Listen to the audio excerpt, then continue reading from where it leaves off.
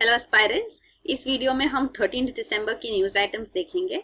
The Hindu newspaper से ये 9 news items pickup की गई है। पहला न्यूज आइटम है cyclone Vardha brings Chennai to a standstill. So cyclone Vardha जो हमने पहले डिस्कस कर चुके हैं, जो अंडमान एंड निकोबार आइलैंड्स में आकर हुआ था, जिसकी वजह से टूरिस्ट हैवलॉक आइलैंड जो अंडमान एंड निकोबार आइलैंड्स में वहां फंस गए थे, तो इसके बारे में हमने न्यूज में डिस्कस किया था। अब ये साइक्लोन वर्दा जो बे ऑफ बंगाल में डेवलप हुआ है, वो इस रीजन से फर्दर मूव होके लैंड की तरफ आ रहे हैं और इसमें चेन्नई पे भी इसने स्ट्राइक किया है और यहाँ पे काफी नुकसान हुआ है।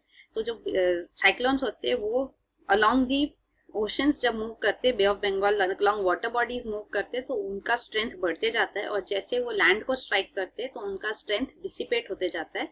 तो ये वेरी सिवियर स्टॉर्म था, साइक्लोनिक स्टॉर्म। अभी इसको कैटेगराइज कर दिया है सीवियर साइक्लोनिक स्टॉर्म। सो इसका स्ट्रेंथ रिड्यूस होते जा रहा है, ये वीक होते जा रहा है। नेक्स्ट न्यूज आइटम है no restrictions on foreign interns. तो अब एक new internship visa category union cabinet ने अप्रूव किया है। तो ये internship visa restricted visa category में नहीं आएगा, मतलब ये वीजा सारे कंट्रीज के लोगों को दिया जाएगा। तो ये वीजा है कि फॉरेनर्स जब इंडिया में आके प्रोफेशनल एक्सपीरियंस लेना चाहते तो उन सबके लिए डोर्स ओपन है।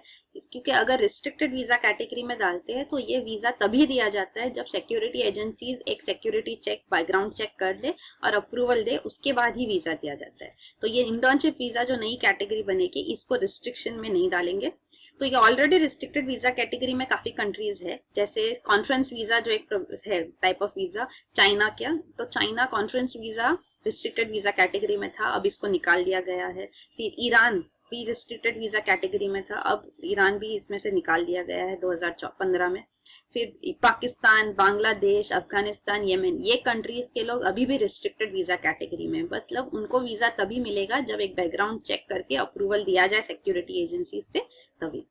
तो अभी और एक प्रपोजल, ये एक प्रपोजल है कि इंटर्नशिप वीजा लाया जाएगा जो रिस्ट्रिक्टेड वीजा कैटेगरी में नहीं होगा। दूसरा प्रपोजल ये है कि जो पूरा वीजा कैटेगरीज है उनको सबको, सारे नहीं, जो ये 4 वीजा कैटेगरीज है उनको मर्ज किया जाए। तो ये conference visa, tourist visa, business visa, medical visa, तो ये चारों को मर्ज करके एक वीजा कैटेगरी बनाई जाएगी। तो ये एक और एक रिकमेंडेशन है। और इसके साथ साथ ये भी होगा कि जो इलेक्ट्रॉनिक टूरिस्ट वीजा जो है, ईटी वीजा, तो ये ईटीवी, तो ये मतलब इलेक्ट्रॉनिकली आप ऑनलाइन ये वीजा अक्वायर कर सकते हैं। तो इसका नाम भी चेंज कर दिया गया इलेक्ट्रॉनिक वीजा, क्योंकि जैसे रिकमेंडेशन है कि सब tourist, conference, business, medical visa merge हो जाएंगे, तो चारों के लिए इलेक्ट्रॉनिक वीजा के से आप अप्लाई कर सकते हैं। तो ये एक अगला डेवलपमेंट होगा। अगला न्यूज आइटम है India Indonesia resolve to fight terror. So Indonesia के प्रेसिडेंट फिलहाल विजिट पे है इंडिया में। तो इंडोनेशिया वर्ल्ड की सबसे पॉपुलस, सबसे ज्यादा मुस्लिम पॉपुलेशन कोई रीजन में है तो वो है इंडोनेशिया में। So it's the world's most populous Muslim nation. तो इंडोनेशिया और एक सिग्निफिकेंस ये है कि वो साउथ ईस्ट एशिया में जो इंटरनेशनल ट्रेड रूट्स है वहां पे ये है, तो इसका स्ट्रेटेजिक इंपॉर्टेंस भी है, सिक्योरिटी रिलेटेड इंपॉर्टेंस भी है, क्योंकि इवन साउथ चाइना सी में भी इसका डिस्प्यूट है आइलैंड्स को लेके, रीजन मैरिटाइम बाउंड्री को लेके विद चाइना। चाइना पूरा साउथ चाइना सी क्लेम करती है कि उसका है, तो इंडोनेशिया चाइना का भी ये डिस्प्यूट है। तो साउथ चाइना सी में भी इंडिया का कोई से हो, इसके लिए इंडोनेशिया के साथ स्ट्रेटेजिक रिलेशन होना वो इम्पोर्टेंट है। तो ये एक पॉइंट है। ट्रेड एंड इन्वेस्टमेंट में काफी स्कोप है कि दो कंट्रीज साथ में वर्क कर सके, तो इंडिया को भी काफी स्कोप है कि इन्वेस्ट करे इंडोनेशिया में। तो ये एक अलग तरीका होता है कि कंट्री पे अपना हक जमाया जाए या अपना कॉपरेशन, क्लोजनेस लाया जाए।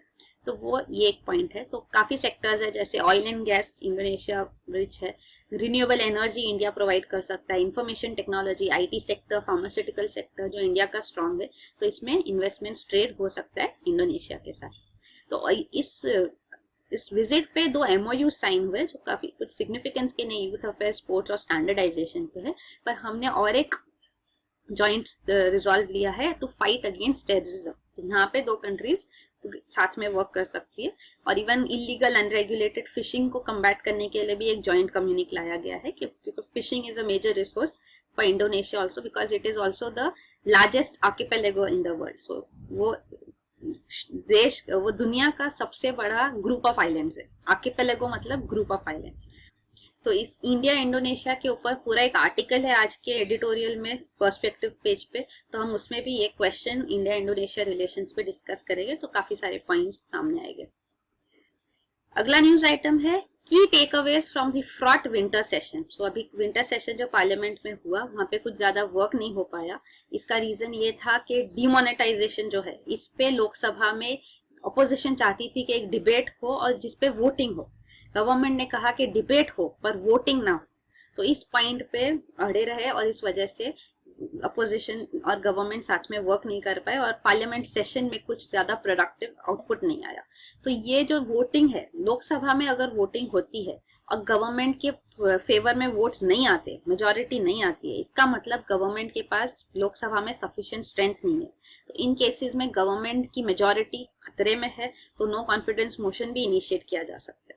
तो ये एक बात होती है। तो इसलिए, और government actually present BJP government के पास काफी हद तक मेजोरिटी है, काफी ज्यादा, मेजोरिटी से भी ज्यादा सीट्स है उनके पास, तो उनको डरने की जरूरत नहीं है। पर फिर भी गवर्नमेंट अड़ी रही कि नहीं, वोटिंग नहीं होगा और लोकसभा सेशन स्टॉल हो गया।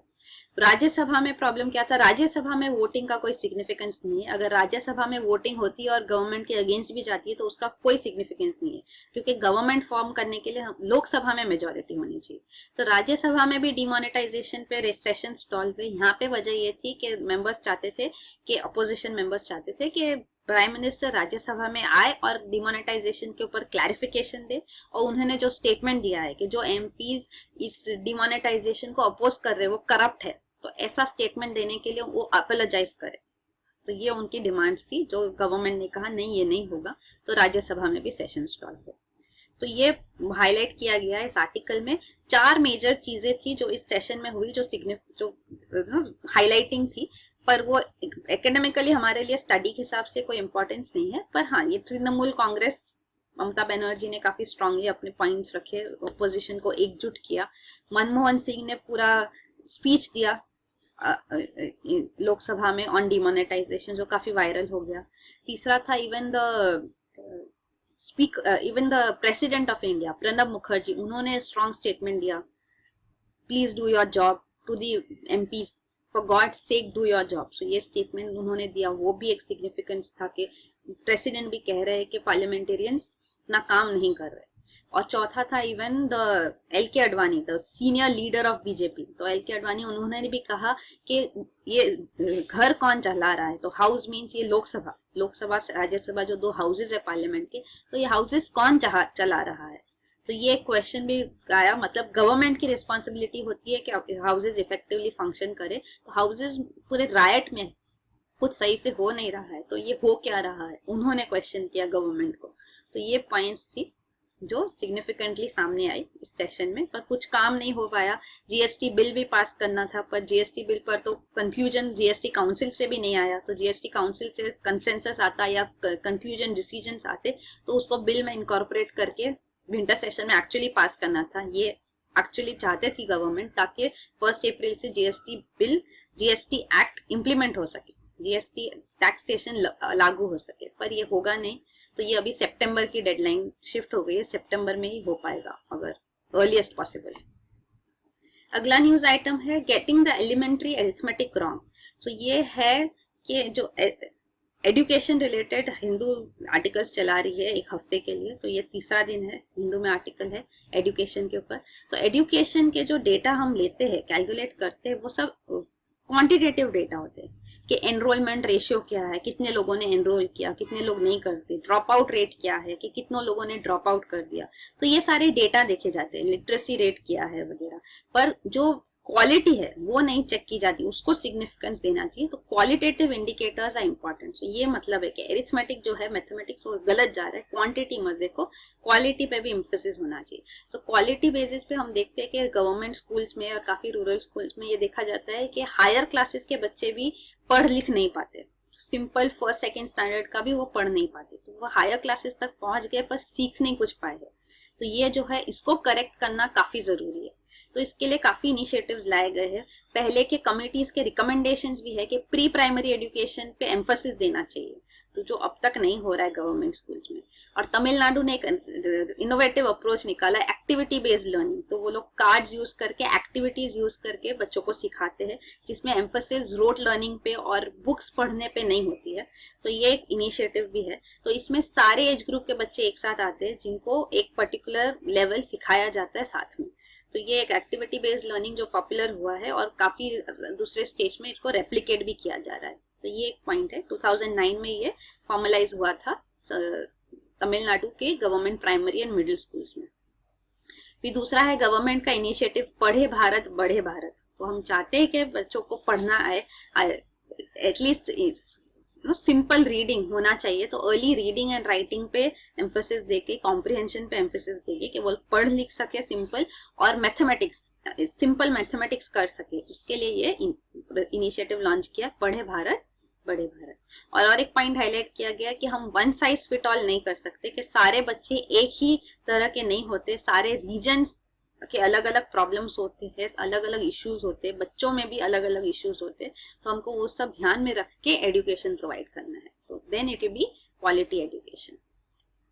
और जो दूसरा आर्टिकल है वो एक्टिविटी बेस्ड लर्निंग के ऊपर ही था, कि कैसे एक्टिविटी बेस्ड लर्निंग एक एस्पेक्ट है, बट इसके साथ साथ ट्रेडिशनल लर्निंग भी इम्पोर्टेंट है। ऐसे नहीं कि सिर्फ एक्टिविटी बेस्ड लर्निंग सफिशिएंट होगा, क्योंकि ट्रेडिशनल लर्निंग में भी पॉजिटिव पॉइंट्स है, इसमें भी पॉजिटिव पॉइंट्स है। दोनों को इनकॉर्पोरेट करके, बैलेंस करके आगे चलना है। तो text books are also then important letter. और दूसरा पॉइंट लाया गया है कि जो टीचर्स की क्वालिटी ऑफ टीचिंग पे अफेक्ट होता है, क्योंकि उनको नॉन टीचिंग वर्क भी दिया जाता है। इवन राइट टू एजुकेशन के अंदर उनको कॉन्टिन्यूअस कॉम्प्रिहेंसिव इवैल्यूएशन करना होता है। तो इस वजह से वो ये डॉक्यूमेंटिंग ही करते रहते हैं, तो उनके एक्चुअल टीचिंग अफेक्ट होती है। पर देन ये नेगेटिव की जगह पॉजिटिव भी हो सकता है, क्योंकि अगर वो लोग इतना इवैल्यूएशन कर रहे हैं, मतलब वो स्टूडेंट्स पे इतना ध्यान भी दे रहे हैं, तो अगर वो बात है, अगर दोनों चीज साथ में हो रही है, तो then there is nothing like it, that is best. So वही है, बैलेंसिंग हमेशा रिक्वायर्ड है, कि दोनों चीजें हो। ऐसा नहीं कि एक एस्पेक्ट पे हम चले तो दूसरा भूल जाए। और हमने कल भी लास्ट आर्टिकल में भी किया था कि उनके ऊपर नॉन टीचिंग स्टाफ का काफी प्रेशर होता है, नॉन टीचिंग वर्क का प्रेशर होता है, क्योंकि स्टाफ नहीं होता, टीचर्स को ही स्टाफ वर्क करना पड़ता है। तो आधार रजिस्ट्रेशन लेना, सारे स्कीम्स को इम्प्लीमेंट करना चिल्ड्रन रिलेटेड, सो उसकी वजह से टीचिंग आवर्स अफेक्ट होते हैं। अगला न्यूज आइटम है, वेनेजुएला डिमोनेटाइजेस 100 बोलीवार बैंक नोट्स। सो वेनेजुएला एक साउथ अमेरिकन कंट्री है, यहाँ पे भी डिमोनेटाइजेशन हुआ है। इंडिया में डिमोनेटाइजेशन करने के बाद अब वेनेजुएला भी ये इनिशिएटिव ले रही है। तो यहाँ मडुरो जो गवर्नमेंट लीडर है, ये इन्होंने ये किया है कि हाईएस्ट करेंसी बिल जो है, करेंसी नोट जो है 100 बोलीवार, इसको डिमोनेटाइज कर दिया है 14 दिसंबर से, कल से। तो ये डिमोनेटाइज हो जाएगा और ये करेंसी को सारे सिटीजन्स को रिप्लेस करवाना होगा, एक्सचेंज करवाना होगा सेंट्रल बैंक में वेनेजुएला की। तो ये 10 दिन दिए गए, 10 दिन में एक्सचेंज करो। तो ऑपोजिशन इसके अगेंस्ट अपने आवाज उठा रहे हैं कि ये 10 दिन में होना मुश्किल है, इवन सेंट्रल बैंक कितना काम कर पाएगी वो भी बहुत मुश्किल है, तो ये हो पाना मुश्किल होगा। बट यहाँ पे भी रीजन ये है कि जो वेनेजुएला में इन्फ्लेशन है, इन्फ्लेशन रेट्स काफी हाई है, मतलब price levels have gone very high. तो economic data actual government data तो है नहीं इस पे, तो इन्फ्लेशन जो इकोनॉमिस्ट कहते हैं वो कहते हैं कि 500% तक इन्फ्लेशन चला गया है। तो ये हाई लेवल्स ऑफ इन्फ्लेशन क्यों हुआ है? क्योंकि वेनेजुएला एक ऑयल बेस्ड इकोनॉमी है, it's an oil producing country. तो वो ऑयल बेचती थी और ऑयल के दाम काफी गिर गए ग्लोबल मार्केट में, तो इस वजह से वेनेजुएला की इकोनॉमी भी अफेक्ट हुई है। तो वेनेजुएला के जो फॉर्मर प्रेसिडेंट थे हुगो चावेज, उन्होंने काफी सारे इनिशिएटिव्स लिए थे, जो ऑयल बेस्ड इकोनॉमी का जो मनी यहाँ आता है उसको सोशल वेलफेयर स्कीम्स के लिए यूज किया था। तो कमोडिटीज के प्राइसेस काफी लो हो गए थे, सब वेलफेयर स्कीम्स काफी सारे इम्प्लीमेंट हो रहे थे, तो सारे सर्विसेज स्कीम्स प्रोडक्ट्स काफी चीप हो गए थे। तो अब ये चीप प्रोडक्ट्स कंटिन्यू करते, क्योंकि गवर्नमेंट वेलफेयर स्कीम्स तो ज्यादा जल्दी विड्रॉ नहीं कर पाती, तो ये गवर्नमेंट को वो ड्रैग भी उन पर रहा और ऑयल प्राइसेस लो हो गए, तो जो फाउंडेशन था ये सारी स्कीम्स का वो हट चुका है। तो उस वजह से ये सस्टेन नहीं हो पाया और इन्फ्लेशन काफी हाई हो गया है। और प्रेजेंट मदुरो गवर्नमेंट भी कह रही है जस्टिफिकेशन फॉर दिस डिमोनेटाइजेशन ये है कि जो कोलंबिया उनकी नेबरिंग कंट्री है, वहां पे काफी सारे वेनेजुएलन गुड्स बेचे जाते हैं जो काफी सब्सिडाइज्ड है। तो ये सारी माफिया यहाँ पे वर्क करती है बॉर्डर पे, जो ये वेनेजुएलन करेंसीज भी यूज करती है और सब्सिडाइज्ड वेनेजुएलन गुड्स खरीदती है और कोलंबिया में फिर हायर प्रॉफिट्स पे बहुत सारा प्रॉफिट मार्जिन रख के बेचती है। तो ये जो पॉइंट है इसको खत्म करने के लिए माफियाज को टारगेट करते हुए डिमोनेटाइजेशन किया जा रहा है। तो जैसे मैंने कहा इन्फ्लेशन इतना हाई है कि इवन एसेंशियल कमोडिटीज खरीदने के लिए वेनेजुएलन्स को बैग भर के पैसा लेके जाना पड़ता है, तो करेंसी वैल्यू एकदम गिर गई है। तो 2003 में इन्होंने एक इकोनॉमिक डिसीजन लिया था कि बोलीवार की वैल्यू फिक्स्ड होगी, कि एक बोलीवार का डॉलर के साथ क्या एक्सचेंज रेट है वो फिक्स्ड होगा। तो वो फिक्स्ड होने की वजह से इंटरनेशनल मार्केट में उसकी वैल्यू बोलीवार की काफी गिर जाती है। तो आज की डेट में जो ये 100 बोलीवार जो एक बिल है, ये हाईएस्ट करेंसी बिल है वेनेजुएला का, इसकी वैल्यू डॉलर्स में 2 सेंट्स है, 2 यूएस सेंट्स। तो यू कैन इमेजिन कि इसमें क्या आता होगा। तो वही है, ये स्टेटस है वेनेजुएला का। तो ये आप देख सकते हैं। तो इन्फ्लेशन यहाँ पे बताया गया है, तो इन्फ्लेशन काफी लो था। ये हुगो चावेज गवर्नमेंट के टाइम फ्रेम है 2014-15 तक। अब ये जो निकोलस मदुरो का टाइम आया है तो इन्फ्लेशन काफी हाई चला गया। तो ये स्टार्ट यहीं से हो गया था 2012 से। फिर ये है वेनेजुएलन बोलीवार, एक यूएस डॉलर में कितना वेनेजुएलन बोलीवार मिलेगा। तो 2012 में ये 9.46 था। 9.46 वेनेजुएलन करेंसी में $1 मिलेगा। आज की डेट में ये 1200 ऊपर जा रहा है, 1200 तक जा चुका है। ये मई का है और गिर रहा है। तो वही है ये, और ये है वेनेजुएला का लोकेशन साउथ अमेरिका में। अगला न्यूज आइटम है EU Cuba sign political accord. तो यूरोपियन यूनियन और क्यूबा ने ये अकॉर्ड साइन किया है, जिसके अंडर क्यूबा के ऊपर जो रिस्ट्रिक्शंस है, उनकी कंपनीज पे रिस्ट्रिक्शंस है, उनको अलाउ किया जाएगा, ओपन इकोनॉमी अलाउ किया जाएगा। तो इनको हेल्प किया जाएगा ओपन इकोनॉमी की तरफ बढ़ने के लिए। और EU को भी पावर दिया जाएगा कि वो ह्यूमन राइट्स वायलेशंस जो हो रहे हैं क्यूबा में उसको हाईलाइट करे और उनके लिए गवर्नमेंट को पुश करे रिफॉर्म्स की तरफ। तो पॉलिटिकल फ्रीडम भी दी जाएगी, प्रेस को फ्रीडम दी जाएगी, ये सारे प्रोविजंस इम्प्लीमेंट हो गए। तो ये एक इनिशियल स्टेज है कि 2 कंट्रीज साथ में आए, बिकॉज EU ने काफी सारे रिस्ट्रिक्शंस डाले हैं, डिप्लोमेटिक रिस्ट्रिक्शन कंप्लीट था क्यूबा पर। तो अभी ये फाइनली कॉपरेशन अग्रीमेंट हो रहा है, ये पॉलिटिकल अग्रीमेंट हो रहा है कि 2 कंट्रीज साथ में वर्क कर पाएगी। तो ये जो है, ये यूएस ने भी अपना रिलेशन विद क्यूबा थॉ किया है। तो क्यूबा फिडेल कास्ट्रो के अंदर था, हमने फिडेल कास्ट्रो के डेथ के टाइम पे भी ये डिस्कस किया था। तो कम्युनिस्ट रेजिम इनिशिएट किया था फिडेल कास्ट्रो ने, और ये कंप्लीट क्लोज्ड इकोनॉमी बन गई थी और इसके ऊपर काफी सारे यूएस रिस्ट्रिक्शंस आ गए थे। तो उनको कंप्लीटली डिपेंडेंट, सेल्फ डिपेंडेंट ही होना पड़ा। तो अभी धीरे धीरे यूएस रिस्ट्रिक्शंस, ट्रेड एम्बार्गो जो है वो हट रहा है। इवन बराक ओबामा ने, US president, first US president in 88 years to visit Cuba, वो विजिट करके आए हैं क्यूबा को। तो ये भी इनिशिएटिव्स है कि उन्होंने काफी सारे ट्रेड एंड ट्रैवल रिस्ट्रिक्शंस भी हटा दिए। पर डोनाल्ड ट्रम्प जो प्रेसिडेंट इलेक्ट होके आए हैं, उन्होंने थ्रेटन किया था कि अगर वो आएंगे पावर में तो वो बराक ओबामा के जो ईजिंग ऑफ रिस्ट्रिक्शंस हुए क्यूबा पे वो रिवर्स कर देंगे, वो फिर से लाएंगे। तो अब इसमें क्या डेवलपमेंट होगा वो तो बाद में पता चलेगा। बट अभी EU क्यूबा रिलेशंस भी इंप्रूव हो रहे हैं और यूएस क्यूबा रिलेशंस थॉ हो चुके हैं, मतलब ईज हो चुके हैं, इतना कोल्ड नहीं है। फिर लास्ट न्यूज आइटम है AIBEA flags higher cash allocation to bank, private banks. तो ये है all India bank employees association. तो ये जो all India bank employees association है, इसने कहा है कि काफी सारे प्राइवेट सेक्टर बैंक्स में disproportionate share of new bank notes है, कि उनके पास इतना सारा बैंक नोट्स कैसे आता है, क्योंकि उनके जो कस्टमर्स है उनके पास से काफी सारे बैंक नोट्स, न्यू करेंसी के बंडल्स ऑफ बैंक नोट्स बरामद हुए। तो ये सारे रेट्स जो होते हैं और ये सामने आते हैं, खुलासे होते हैं, तो ये कैसे हो रहा है। तो इवन RBI ने एक डायरेक्टिव दिया है कि ये जो बैंक्स, काफी सारे बैंक्स को करेंसी चेस दिया गया है, तो उनके थ्रू सारे ब्रांचेस उनके एरिया में यहाँ पे करेंसी डिस्ट्रीब्यूट होता है। तो क्या यहाँ पे कुछ रॉन्ग डीलिंग हो रहा है, क्या वो अपने बैंक ब्रांचेस को प्रेफर कर रहे हैं, जिसकी वजह से प्राइवेट सेक्टर बैंक्स में इतने सारी करेंसी और PSU बैंक्स के पास सफिशिएंट करेंसी नहीं और लोग लाइन लगाते हैं। और हालांकि प्राइवेट सेक्टर बैंक्स के जो कस्टमर्स है उनके पास online transaction, digital transaction facilities भी है, तो वो इतने कंस्ट्रेंड भी नहीं है। और जो कॉमन पीपल है वो ज्यादा कंस्ट्रेंड है, उनके पास और कोई चारा नहीं है और उनके पास पैसा नहीं आता बैंक से। तो ये सारे पर इंक्वायरी होनी चाहिए, ये डिमांड है all India banks employees association का। तो ये तमिलनाडु का एग्जांपल दे रहे हैं जहाँ पे 44% जो करेंसी थी वो जो आरबीआई ने एलोकेट की थी यहाँ पे वो प्राइवेट बैंक्स को गई, 3 प्राइवेट बैंक्स को गई। तो ये कैसे हुआ? जिनके 900 ब्रांचेस है उनको सबसे ज्यादा मिला, बाकी सारे बैंक ब्रांचेस को दिया गया जहाँ पे जिनके 9000 ब्रांचेस है। तो ये डिस्प्रोपोर्शन कैसे हो रहा है? तो आरबीआई कहता है कि बैंक्स को एडवाइजरी दिया है कि आप क्लैरिफाई करो कि ये परसेप्शन जो है कि आप अपनी बैंक ब्रांचेस को प्रायोरिटी दे रहे हैं, इसके बारे में आप क्लैरिफिकेशन लाओ। सो ये डिस्पेल करो परसेप्शन को कैसा हो रहा है। तो आरबीआई का ये एडवाइजरी है बैंक्स को।